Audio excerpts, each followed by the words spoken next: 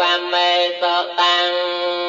សូត្រនេះឈ្មោះសតបាឋានសូត្រដែលខ្ញុំអានន្តបានស្ដាប់មកយ៉ាងនេះថាអេកាំងសមយ៉ាងភគវាគោរោសុវិហារតិកម្មាសធម្មងនាមកោរោណាំងនិកមោសម័យមួយព្រះដ៏មានព្រះភិយាជាម្ចាស់ទ្រង់គង់នៅក្នុងដែនគោរោទ្រង់អាស្រ័យនៅកម្មាសធម្មនិគមនៃអ្នកដែនគោរោទាំងឡាយជាទីកោចោតអត្រខោភគវាភិក្ខុអាមន្តេសេភិក្ខវតេក្នុងទីនោះឯងព្រះដ៏មានព្រះភិយាទ្រង់ត្រាស់ហៅភិក្ខុទាំងឡាយដោយព្រះពុទ្ធដីញាថាមនាលភិក្ខុទាំងឡាយអើយព្រះតន្តេតេតេភិក្ខុភគវតោបច្ចៈសោសង្ឃភិក្ខុ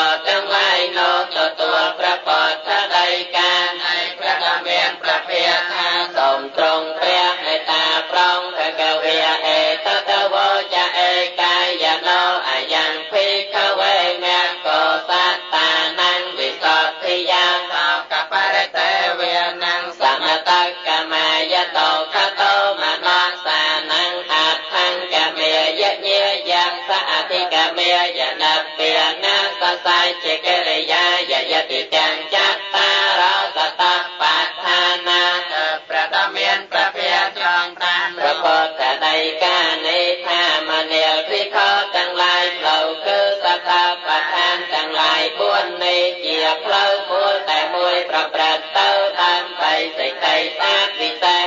សត្វទាំងឡាយដើម្បីកន្លងបងនៅសោកនិងសឹកសួររំជួលចិត្តទាំងឡាយដើម្បីអាស្រង់គាត់ប្រឡត់ទៅនៃតបនិងតមនោទាំងឡាយដើម្បីដល់នៅអរិយមគ្គជាធម៌ស្រោចស្រង់សត្វដើម្បីធ្វើឲ្យជាក់ច្បាស់នៅព្រះនិព្វានកតមេចត្តារោសតបដ្ឋានទាំងឡាយ4គឺអវ័យខ្លាំងឥតភិក្ខវេភិក្ខុកាយេកាយានុបស្សីវិហារតេអតាបិសម្បជាណោសតិមាវិន័យលោកេអភេជាតមនោសង្ឃមនាលភិក្ខុទាំងឡាយភិក្ខុក្នុងសាសនានេះពិចារណាឃើញរឿ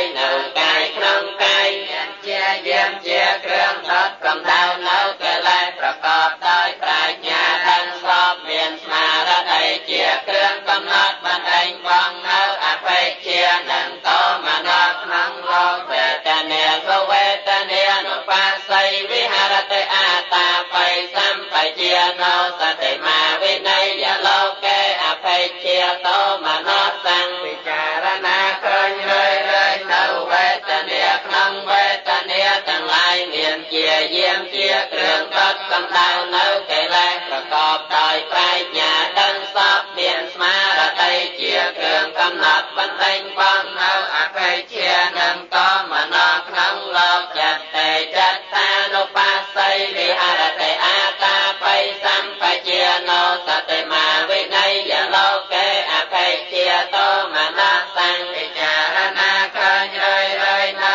ចិត្តក្នុងចិត្តមានជាយាមជាគ្រឿងដុតកំដៅនៅកិលេសប្រកបដោយប្រាជ្ញាដឹងសពមានស្មារតីជាគ្រឿងកំណត់បណ្ដេញបងនៅអភេជានិងតមនោក្នុងលោកធម្មេសុធម្មានុបស្សីវិហារតេអតាបិសម្បជាណោសតិមាវិន័